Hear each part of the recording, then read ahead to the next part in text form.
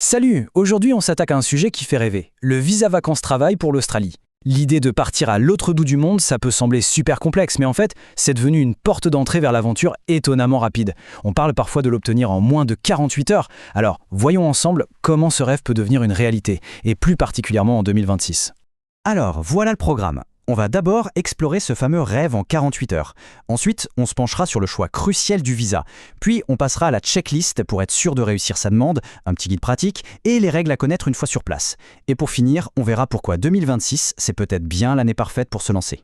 Allez, c'est parti. On rentre dans le vif du sujet. La première chose à bien comprendre, c'est à quel point le processus est devenu rapide et accessible. L'idée de transformer son salon en une porte d'embarquement pour Sydney, ce n'est plus juste une image, c'est la réalité. Cette citation, elle illustre parfaitement le truc. Ce n'est pas juste une belle parole pour faire rêver, c'est le reflet de ce que vivent plein de candidats. Une décision prise un peu sur un coup de tête peut vraiment se concrétiser en quelques jours à peine. Et non, ce n'est pas de la science-fiction, c'est vraiment comme ça que le programme Working Holiday Maker fonctionne en 2026. L'administration australienne a rendu le processus hyper efficace, transformant ce qui était une procédure longue en une simple formalité. Et cette rapidité, on peut la mesurer. Un quart des demandes pour le visa 417 sont approuvées en moins de 24 heures. Le secret, c'est un système de traitement automatisé qu'ils appellent Autogrant. En gros, un algorithme valide les dossiers les plus simples en quelques minutes à peine. Bon, maintenant la première grande question à se poser.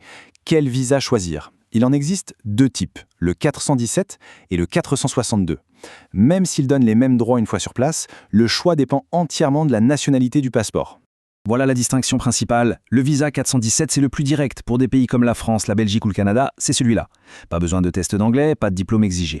Le 462, lui, a des conditions plus spécifiques. Il demande souvent un certain niveau d'anglais ou d'études, et il est soumis à des quotas. Et là, attention, une nouvelle hyper importante pour 2026. La limite d'âge pour le visa 417 a été repoussée à 35 ans pour plusieurs nationalités, dont les Français, les Belges et les Canadiens. Ça ouvre la porte à une toute nouvelle tranche d'âge de voyageurs qui pensaient peut-être que c'était trop tard. Attention, une autre nouveauté de taille pour le visa 462.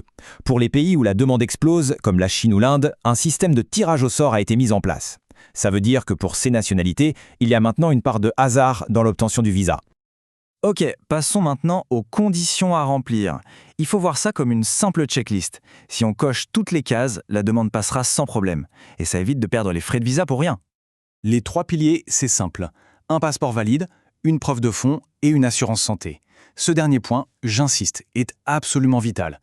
Ce n'est pas toujours exigé pour la demande, mais les coûts médicaux pour les étrangers en Australie ont grimpé en flèche. Partir sans assurance, c'est prendre un risque énorme. Le point crucial, c'est les économies. Il faut pouvoir justifier de 5 000 $ australiens sur un compte, soit à peu près 3 100 €. C'est une garantie pour subvenir à ses besoins en arrivant. Et une simple capture d'écran récente du compte en banque peut suffire. Le coût de la demande, lui, s'élève à 670 $ australiens. Ça peut sembler être un investissement, mais la bonne nouvelle, c'est qu'avec les salaires locaux, ce montant peut être remboursé en seulement 3 ou 4 jours de travail sur place. C'est vite rentabilisé. Passons à la pratique. Le processus de demande est assez simple pour le faire soi-même. Pas besoin de passer par une agence. Voilà comment ça se passe. Le processus se décompose en 5 étapes très claires. D'abord, on crée un compte sur le portail officiel du gouvernement. Ensuite, on remplit le formulaire en ligne, on télécharge les scans des documents, on paye les frais et enfin, on attend le fameux email de confirmation. Petite astuce simple mais essentielle, surveillez de près sa boîte de courriers indésirables. L'email le plus important de tout le processus, celui avec le Visa Grant Number, peut parfois atterrir dans les spams. Ce serait quand même dommage de le rater. Une fois le visa en poche, la vie en Australie commence.